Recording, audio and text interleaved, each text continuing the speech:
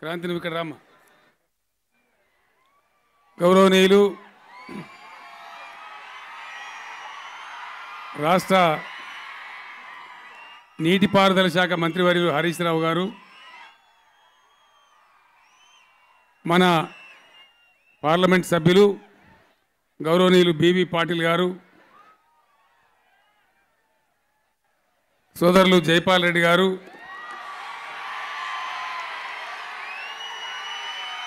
జగన్మోహన్ రెడ్డి గారు, మాజీ score chairman Narasimha Reddy గారు, గౌరవనీయులు అనిల్ రెడ్డి గారు, మార్కెట్ కమిటీ చైర్మన్ నాగభూషణం గారు, క్రాంతితో పిలిపించుకొని స్టేజ్ మీదకి వచ్చిన నా పాత మిత్రుడు నారాయణ గారు వచ్చిండా లేదా? అవును. కిష్టయ్య గారు, లింగన్న గారు, పల్లె సంజీవ్ గారు, తస్కిన్ గారు, నాకు చాలా సన్నిహితమైన వ్యక్తి, మీకు అందరికి చిరపరిచితుడు జోగినాథ్ గారు. సరే, మీరు మందిని చూసి సంతోషం ఉంది, కానీ మనసులో చాలా దుఃఖం కూడా ఉంది. నా జీవితంలో మొదటిసారి మా మాణిక్యాన లేని సభలో మాట్లాడుతున్న అందువల్ల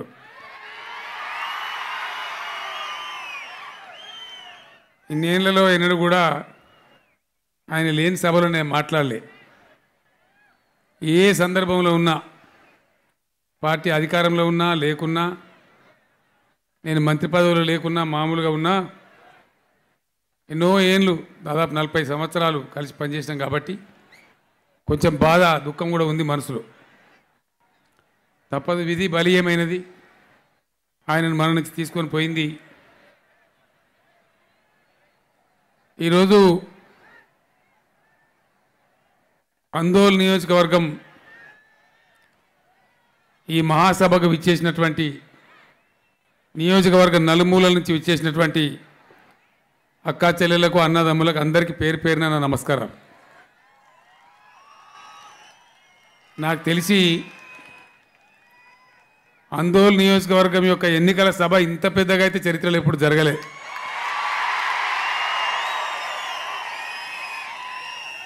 ఇట్లా జరిగింది అంటే గ్యారంటీ క్రాంతి 1,00,000 మేయర్తో గెలిచిపోయినని తెలిసిపోతా ఉంది.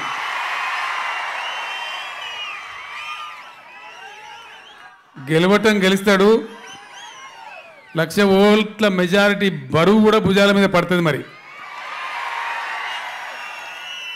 దానికి కూడా క్రాంతి తయారుగా ఉండాలి. స్థానికుడు కాబట్టి డెఫినెట్గా మంచి జర్నలిస్టు, యువ నాయకుడు, పోరాట పటిమ ఉన్నోడు, 100% మొట్టమొదటిసారి ఈ గడ్డ బిడ్డ ఎమ్మెల్యే అవుతున్నాడు కాబట్టి అన్ని రకాలుగా బాగా జరుగుతుంది. మా వీరభద్రయ్య గారు నాకు ఒక అప్లికేషన్ ఇచ్చినారు. ఆయన మొదటి నుంచి కూడా ఒక పట్టుదల ఉన్నటువంటి వ్యక్తి, చాలా పోరాటం చేసే వ్యక్తి. స్థానిక అభ్యర్థి ఎమ్మెల్యే కావాలని కొట్లాడిన దానిలో కూడా ఆయన ఫోర్ ఫ్రంట్లో ఉండి కొట్లాడినాడు. ఆయన కోరిన కోరిక ఏంటంటే, మా ఈ 3 మండలాలు, మెదక్ల 3 మండలాలు ఏమో సంగారెడ్డిలో అంత ఇకారం ఉన్నది, పని వరుస, జోగిపేటనే రెవెన్యూ డివిజన్ కావాలి, ఆర్డీఓ ఆఫీస్ ఇక్కడనే కావాలని అడిగినాడు. మీరు క్రాంతిని భారీ మేయర్తో గెలిపేయండి, 15 రోజుల లోపల జీవో ఇచ్చి జోగిపేటను రెవెన్యూ డివిజన్ కూడా చేసుకుందాం. ఇందుకేమేం చెప్తున్నాం, టీఆర్ఎస్ గెలవాలని. ఎందుకంటే ప్రజలు కోరితే, నేను మినిస్టర్ని అడిగిన ఏంది పరిస్థితి, 3 మండలాలు అటున్నాయి, 3 మండలాలు ఇటున్నాయి, వాళ్ళకి చేసుడే మంచిదని చెప్పి మంత్రి చెప్పింది. డిసిజన్ అయిపోయింది, ప్రకటన కూడా అయిపోయింది, జీవో కూడా వస్తుంది. అదే ఢిల్లీ గులాంలో, విజయవాడ గులాంలో గెలిచిండ్రు అనుకో, ఇంత జల్దీ చెప్తారా? ఇది కూడా ఢిల్లీలో అడిగి రావాలి, దీనికి కూడా ఢిల్లీని అడగాలి, అంతే కదా. అందుకే మాకు ఎవ్వరు కూడా బాసులు ఢిల్లీలో ఇంకొకనో లేరు. మాకు బాసులు ఉన్నారంటే మాకు ఆందోళనలో ఉన్నారు, సంగారెడ్డిలో ఉన్నారు, సిద్దిపేటలో ఉన్నారు, వరంగల్లో ఉన్నారు, ఆదిలాబాద్లో ఉన్నారు, ఖమ్మంలో ఉన్నారు, కానీ ఢిల్లీలో లేరు. తెలంగాణ ప్రజలు మీరే మా బాసులు. మీ ఇష్టం ఏముందో మీరేం కోరుతారో దాన్నే చేసే ప్రయత్నంలో మేము తనలాడతాం, ప్రయత్నం చేస్తాం. మీ అందరికీ నాది ఒకటే మనవి, ప్రజాస్వామ్యంలో ఎన్నికలలో డెఫినెట్గా పరిణతితోని ఆలోచించి ఓటు వేయాలి. ఎవరు గెలిస్తే మంచిదో ఆధారే పట్టాలి, లేకపోతే దెబ్బతింటాం. నేను మీకు చాలా చిరపరిచితుని. ముస్లాపూర్ నరసింహారెడ్డి గారు మేమంతా అప్పుడు జోగిపేటలో నేను మొత్తం పాదయాత్ర కూడా చేసిన, మీకు తెలుసు. పట్టణం అంతా సింగూరు గెస్ట్ హౌస్లో ఉండి అనేక రకాల చేసి మీకు కావాల్సిన ట్రాన్స్ఫార్మర్లు తెచ్చిచ్చి, సబ్స్టేషన్లు తెచ్చిచ్చి చాలా పని చేసినాం. నాకు వ్యక్తిగతంగా బాగా అనుబంధం ఉంది, ఎందుకంటే ఆ రోజు మీకు ఇచ్చిన వాగ్దానాలు నేను నెరవేర్చిన. ఈరోజు తెలంగాణ ఏర్పడ్డ తర్వాత ఈ రాష్ట్రంలో జరుగుతున్న కార్యక్రమాల గురించి మీరు చర్చ చేయాలి. ఇక్కడ కన్ఫ్యూజన్ కూడా పెద్దగా లేదు, ఎందుకంటే కాంగ్రెస్ టీడీపీ ఎవరైతే 58 ఏళ్ళు 58 ఇయర్స్ పరిపాలన చేసినారో వాళ్ళు ఒక సైడ్కి ఉన్నారు. 15 ఏళ్ళు కొట్లాడి తెలంగాణ సాధించి తెచ్చి మీ ఆశీర్వాదంతో ఒక 4 ఏళ్ళు పరిపాలన చేసిన టీఆర్ఎస్ ఇంకో వైపుకున్నది. ఇక మధ్యలో వాడో వీడో ఉన్నారు కానీ వాళ్ళు లెక్కకు లేరు, వాళ్ళు గింతినే లేరు. వేరే వాళ్ళు పెద్ద ఎవరు పాతోళ్ళు లేరుడ, ఎవరు కొత్తోళ్ళు లేరు, అంతా పాతోళ్ళే. ఎవరు పాతోళ్ళు మీకు ఇక్కడ, ఎవరు కొత్తోళ్ళు, కన్ఫ్యూజన్ ఏం లేదు. ఒకటే మాట మీరు విచారించాలి, 58 ఏళ్ళ కాంగ్రెస్ టీడీపీ పరిపాలనలో మీ గ్రామాలలో మీ పట్టణంలో కరెంటు ఎట్లా ఉండే, ఇవాళ కరెంటు సరఫరా ఎట్లా ఉన్నది విచారించాలి. పేదలకు సంబంధించిన సంక్షేమ కార్యక్రమాలు, అప్పుడు ఎంత పెన్షన్ ఇచ్చారు, ఇప్పుడు ఎంత ఇస్తున్నారు, అప్పుడు ఏం కార్యక్రమాలు ఉండే, ఇప్పుడేం కార్యక్రమాలున్నాయి, ఇవన్నీ కూడా దయచేసి ఆలోచన చేయాలి. అట్లనే రైతుల గురించి ఏ ప్రభుత్వం ఏం చేసిందో కూడా మీరు ఆలోచన చేయాలి. మనకు చేసే వాళ్ళని వదిలిపెట్టి ఇంకోలేమడి పోయినామనుకో మళ్ళీ మొదటికే వస్తాం. ఉండవా అని ఒక్కనున్నా సభలో కూసోవా కూసో, అరే పోవాలి, నాకు టైం లేదు.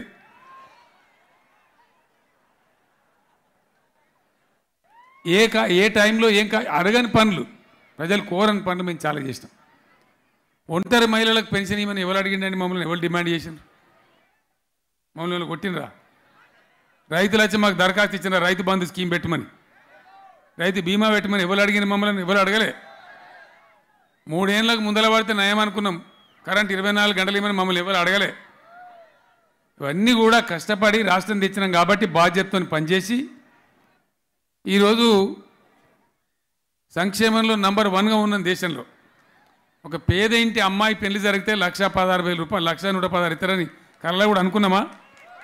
షాదీ ముబారక్ కావచ్చు, కళ్యాణ లక్ష్మి కావచ్చు, కभी सोचे भी नहीं, आज వెల్ఫేర్ हो रहा है, జరుగుతూ ఉంది.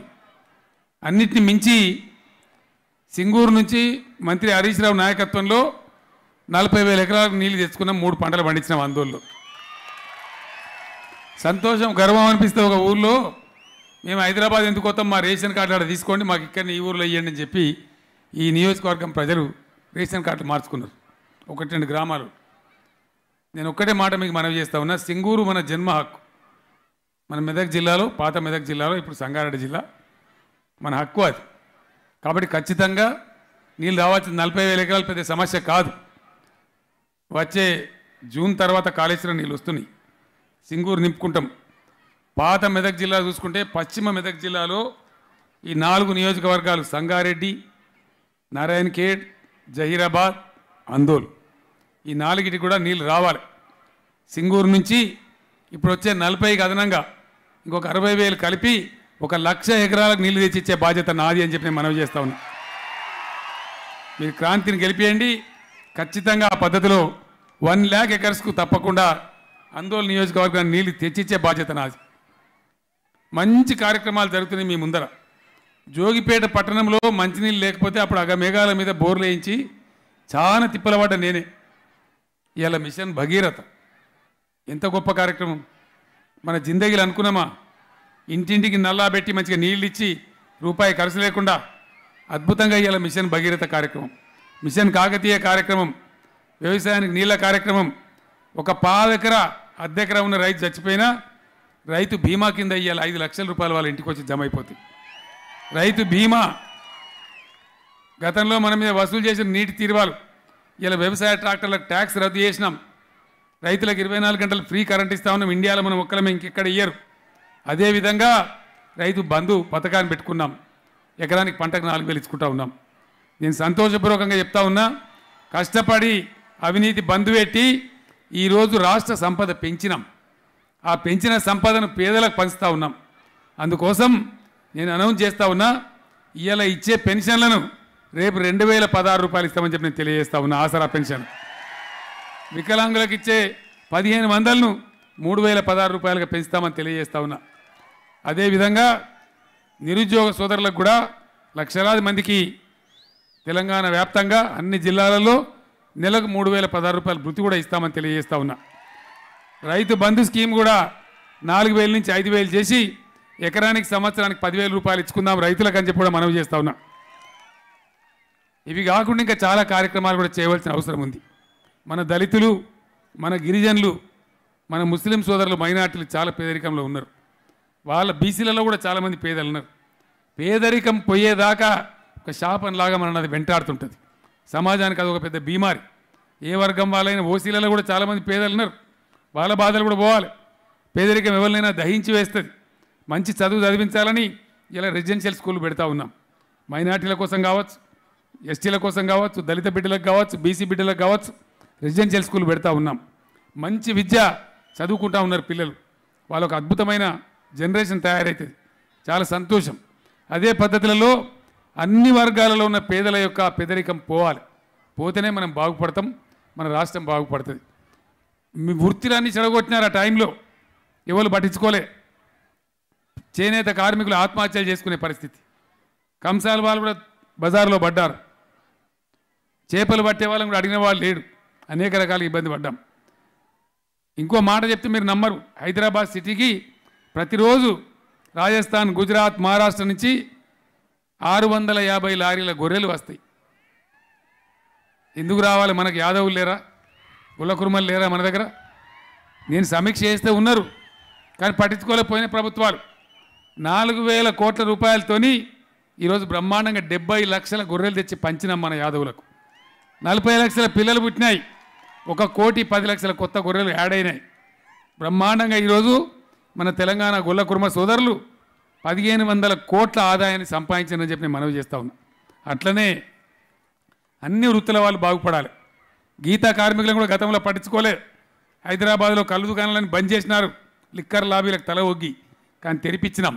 ఈరోజు గీతా కార్మికులకు చెట్ల మీద ఉండే పన్నును శాశ్వతంగా రద్దు చేసినాం. 5 కోట్ల ఈత తాటి చెట్లు పెంచుతూ ఉన్నాం. అన్ని వర్గాలను, ఈ వర్గం ఆ వర్గం, ఆ కులం ఈ కులం కాదు, అన్ని వర్గాలను కూడా పట్టించుకొని వాళ్ళ కోసం కూడా పనులు జరుగుతూ ఉన్నాయి.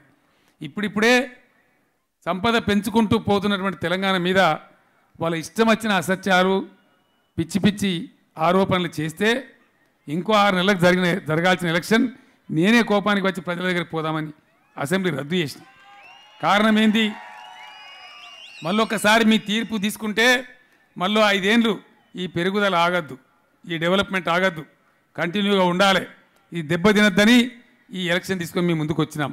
మీరు దీవిస్తే, మీరు ఆశీర్వదిస్తే అద్భుతమైన పనిచేసి బ్రహ్మాండమైన ఫలితాలు అన్ని వర్గాలు కూడా మీకు అందిస్తాం. నేను ఒక్కటే మాట మనవి చేస్తూ ఉన్నా, తెలంగాణ రైతులు భుజం మీద తువ్వాలేసుకొని తిరుగుతారు పటేలని, కానీ అందరు కూడా అప్పులు ఉన్నాయి. ప్రతి ఒక్కరికి 3 లక్షలు, 4 లక్షలు, 5 లక్షల అప్పులు ఉన్నాయి. అందుకోసం నేను ఒక్కటే మాట మీకు మనవి చేస్తా ఉన్నా, చరిత్రలో మీరు కనివినియర్ కానీ పనులు చేసినాం. పట్టాదారు పాస్ పుస్తకాలు మీ ఊళ్ళకే వచ్చి మీ చేతిలో ఇచ్చినారు. రైతు బంధు చెక్కులు కూడా మీ గ్రామంలో మీ చేతిలో ఇచ్చినారు.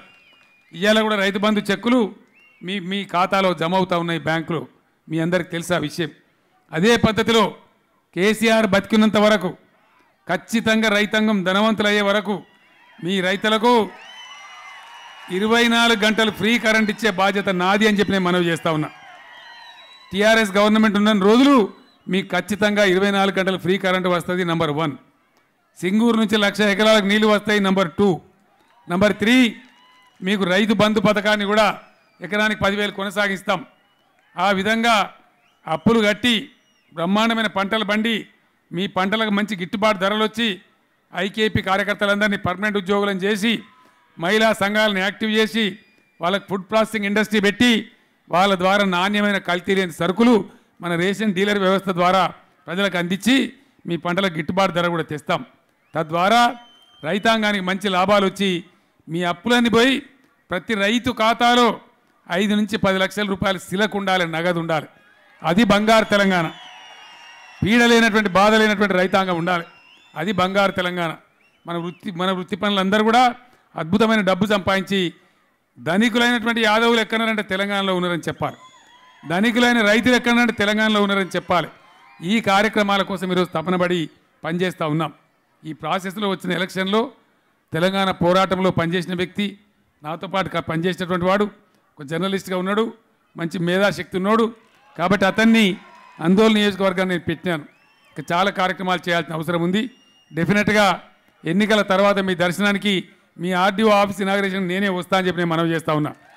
వచ్చిన సందర్భంలో ఒక రోజంతా ఉండి ఎమ్మెల్యే క్రాంతి ఆధ్వర్యంలో కాలేదు కానీ అయితడానికి అర్థమైపోయింది నాకు. ఎమ్మెల్యే క్రాంతి ఆధ్వర్యంలో మీకు ఏమేమి అవసరం ఉన్నాయో వాటన్నిటిని కూడా తీర్చే పరిస్థితి ఏర్పాటు చేస్తానని మనవి చేస్తూ అందరూ కూడా దయచేసి పెద్ద మెజార్టీతో క్రాంతిని గెలిపించండి, ఆందోళన నియోజకవర్గాన్ని అభివృద్ధి చేసేదానికి తోడ్పడండి అని మనవి చేస్తూ క్రాంతి యొక్క గుర్తు కారు గుర్తు మీ అందరికి తెలుసు. కారు గుర్తుకే ఓటు వేసి మీరు చాలామంది ఉన్నారు, చాలా మాట్లాడాలని ఉంది. కానీ ఇంకా నర్సాపూర్ పోవాలి, మళ్ళీ అక్కడి నుంచి ఇంటికి పోవాలి, మళ్ళీ రేపు సమన్వయం చేసి ప్రోగ్రాం కూడా పోవాలి. కాబట్టి దయచేసి నాకు సెలవు ఇవ్వాలి. మీరందరూ కారు గుర్తుకే ఓటేసి చేద్దాం. గుండువాగ్ కానీ ఇంకోటి కానీ చేద్దాం, తప్పకుండా చేద్దాం. నాకు సమస్య తెలిసి ఇవన్నీ. కాబట్టి మీరు ఏం చింత చేసే అవసరం లేదు. మీరు కొన్ని కోరేటి గుండువాగ్ కానీ ఇంకోటి కానీ చెప్తా ఉన్నారు. క్రాంతి గారు 100% వాటిని చేస్తామని మనవి చేస్తూ నాకు సెలవు ఇవ్వాలని కోరుకుంటా ఉన్నా. జై తెలంగాణ, కారు గుర్తుకే జై తెలంగాణ. ధన్యవాదాలు. క్రాంతి కిరణ్ అన్న నాయకత్వం వర్ధిల్లాలి. ఆందోళనలో క్రాంతి కిరణ్ అన్న